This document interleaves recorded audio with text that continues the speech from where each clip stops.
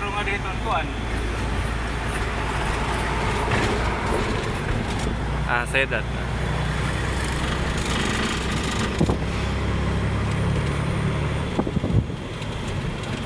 Yung mechanical na cambio, gagawin natin matic. Gagawin natin matic.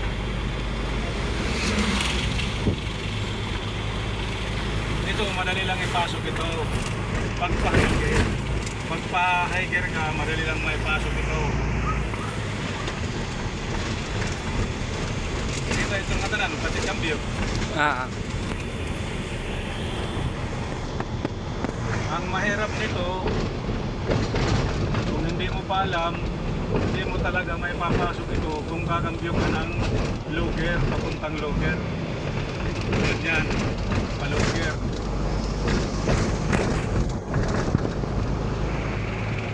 Ito, pwede tayong hindi gumamit ng clutch, basta hindi lang tayo ma-traffic, hindi lang tayo huminto. Kung tuloy-tuloy lang, maahon man, palusong, maakyat, o kahit ano, basta hindi lang huminto, hindi lang tayo ma-traffic. Ang pahiger, madali lang maipasok ito. Pahiger, ang mahirap nito kung palugger, lalo na kung loading. Ito, kahit na loading, kahit ano, may karga, bahon, halusong, parang normal lang na kumakambyo. Pero yun nga, may technique yan. Kung ano, para sa mga, pinakita ko lang ito sa mga aguhan na driver na hindi pa nagmamaneho ng pinwheeler, mga bago pa lang, galing pa lang sa maliit na sasakyan, baka may balak kayong magmaneho sa truck, pinwheeler, o trailer man, kailangan na kasi ang pagkambyo na double clutch, na tinatawag na double clutch, yung may revolution na. Kasi hindi ka naman makakapasok ng kambyo basta-basta kung hindi ka magrevolusyon. Kaya ko ito napapasok ng lugger kasi may revolusyon. Yan, palugger. Parang mayroon lang din clutch, parang normal lang. Itong pagkambyo, yun nga, ang mahirap nito yung palugger, lalo na kung loaded, na hindi ka aapak ng clutch, hindi mo basta-basta ito mapapasok. Yun nga, mga sa susunod na araw, ipakikita ko yung pagbumba para ito sa mga baguhan na driver na siyempre pag baguhan driver, hindi pa nakakamaneho ng heavy truck, pinwheeler, trailer, karamihan yan talaga hindi pa alam. Mayroon din nalalaman yan, mayroon din nakakaalam na helper na nagmamaneho pa lang kung ang pagturo ng driver, kung itinuturo niya diretso na double clutch, nagre-revolusyon, so alam na. Pero kung ang pagmaneho lang na itinuturo na hindi naman kinukumpleto, mahirapan ka talaga. Kaya pinakikita ko lang ito na kailangan may revolusyon ang paglugger. Ang mahirap ito palugger. Para makita nyo na ano, sa mga kabiyahero, mga idol, mga bagong driver dyan na nangangarap magmaneho ng pinwheeler, trailer, ng mga heavy truck, kailangan talaga ang pagkambyo na double clutch na may revolusyon.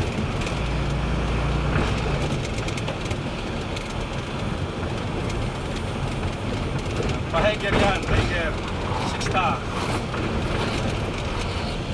lugger, kailangan magrevolusyon.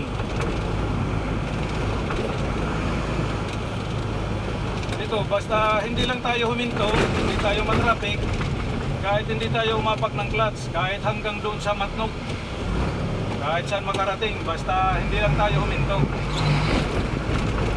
Siyempre, pag huminto ka na, kailangan mo tapakan ng clutch, kaya masisira man ang transmission mo pag hindi ka umapak ng clutch. Walang sabit yan, kahit hindi apakan ng clutch, basta tumatakbo. isasabit yan.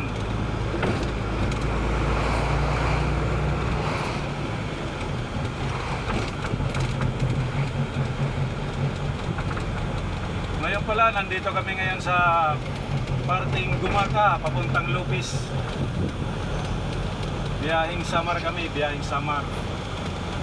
Mga kabiyahero. Pagpaluger, hindi basta-basta papasok yun pag hindi ka nagrevolusyon. Pumapasok nga nang walang clutch, lalo pa kung double clutch ka na may revolusyon.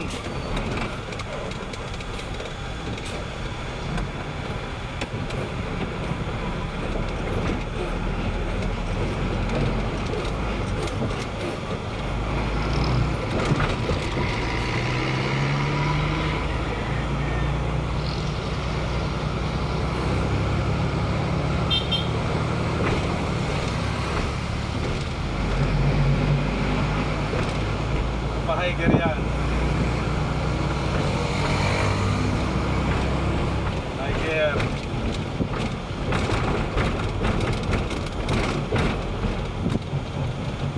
Ang pahiger madali lang pumasok kasi hindi naman kailangan na magrevolusyon ka.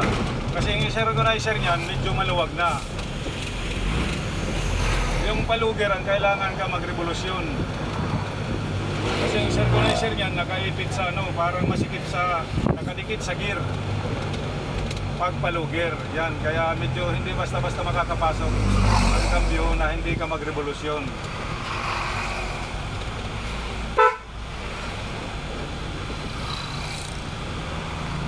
Huminto man tayo, kaya lang medyo palusong kahit hindi ka na umapak ng clutch.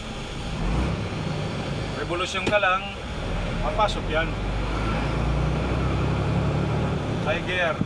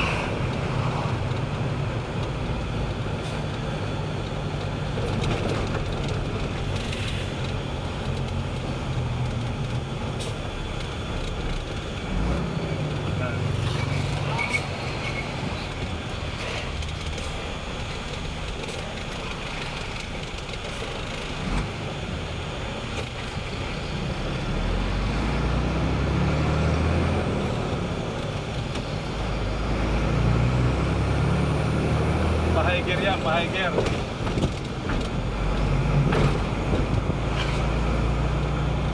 Ang pahiger, hindi ka na kailangan magrevolusyon kasi pahiger medyo maluwag naman yung circumciser niyan. Ano ba, pahiger, galing kang segunda, papuntang tersera, medyo paluwag. Kaya ang kinakailangan na magrevolusyon ka, yung paluger. Galing kang kwarta, papuntang tersera, basta paluger, yan, kailangan ka magrevolusyon. Kailangan, ano naman yun sa clutch, bomba. Kailangan double clutch, bomba. Kasi kung hindi ka magrevolusyon, kahit na halimbawa hindi ka nagrevolusyon, mapa ka ng clutch, lalo kung paahon, hindi yan talaga papasok. Papasok yan kung mabagal ng takbo. Wala na, bitin ka na, hihinto ka talaga. Pag loaded, okay lang kung walang karga na huminto ka. Ang delikado dyan, kung loaded, hihinto ka talaga. Kasi hindi papasok yan. Pilit yan kung pumasok, kung loaded ka na paahon. Hindi katulad na nagre-revolusyon na ang RPM mo nasa, kailangan kumambyo ka na sa halimbawa paluger, ahon. Ang lugar mo, ang RPM mo, wag mong paabutin sa Gs. Kailangan nasa mga 12 pa. 12 o 11. Yun. Kung magkambyo ka ng RPM mo 12, 13, hindi basta-basta papasok yan kasi matulin pang takbo mo. Pero kung magrevolusyon ka, na double clutch, papasok yan. Kaya hindi ka mabibitin. Yung mga nabibitin na mga, marami na akong nasusundan na mga truck, kaya ako nasabi ito, na nabibitin talaga, humihinto. Yun, hindi nila alam ang pagbumba, pag double clutch. Kaya nabibitin sila. Paluger.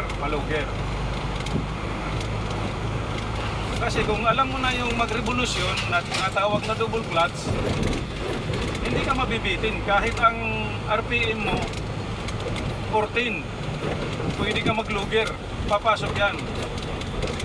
Basta magrevolusyon ka. Ang pag-practice naman ng double clutch na paluger, kailangan nasa patag ka, hindi yung nasa ano ka, hindi yung nasa ahon. Doon ka mag-practice sa patag. Yan.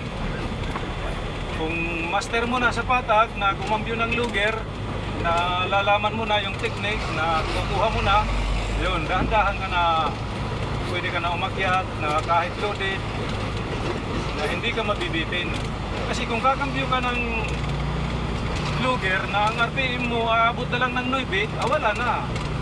Hinto ka talaga, 100%. Makapasok ka man ng kambyo kasi papasok ka kasi mabagal ng takbo mo, paluger. Hinto ka na, aabutan ka na ng paghinto. Kung loaded ka, pipilitin mo ngayon magbitaw ng clutch. Yun, doon masisira ang transmission mo. Clutch, i-slide. Kung hindi, wheel housing, basag yan. Kasi pipirsahin mo na Yun, kaya ako pinakikita ito na sa mga kabiyahero, ng mga baguhan na driver, pag-aralan nyo yung pag-revolusyon, double clutch. Kasi ito ako, dahil kuha ko naman, kahit ilang tulinada ang karga nito, tulad nito, loaded naman ito, kahit paahon, palusong, kapatagan, ganyan din ang kambyo ko, walang pagbabago yan, para lang din may clutch. Para ito sa mga kabiyahero ng mga baguhan, yung mga hindi pa nakakamaneho ng ng mga heavy truck, para ito sa inyo, sa mga kabiyahero.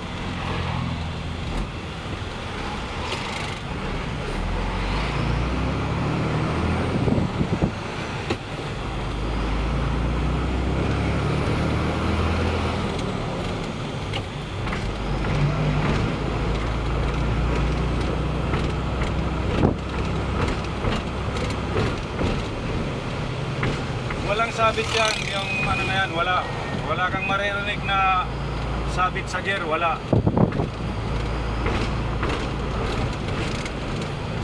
Nasa timing lang, nasa tsimpo lang. Yun nga, lalo na kung gumagamit ka ng clutch, tapos timing ang makina, yung tunog ng makina.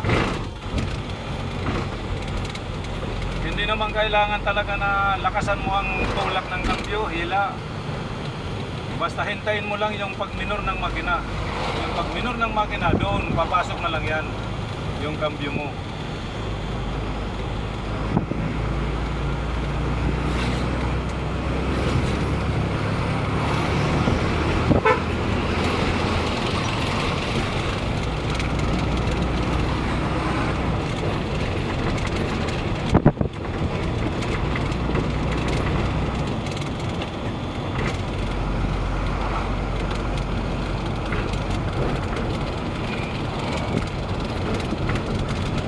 Yan, ang takbo ko, nakakinta ko.